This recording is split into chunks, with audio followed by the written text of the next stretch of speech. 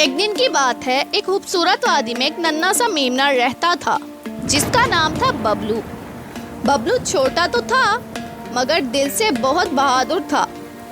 एक दिन बबलू की माँ चढ़ने के लिए गई और बबलू अकेला रह गया। अचानक बादल गरजने लगे और जोर की बारिश हुई। सब जानवर दरख्तों के नीचे छुप गए मगर बबलू ने देखा कि एक नन्हा सा खरगोश कीचड़ में फंस गया है। बबलू ने हिचकिचाते हुए कदम आगे बढ़ाए। दिल जोर जोर से धड़क रहा था मगर वो रुका नहीं।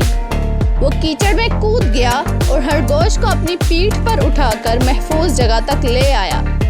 सब जानवर तालियां बजाकर बोले, शाबाश बहादुर बबलू। बबलू मुस्कुराया और कहा, छोटा होना कोई कमजोरी नहीं अगर दिल बड़ा हो तो।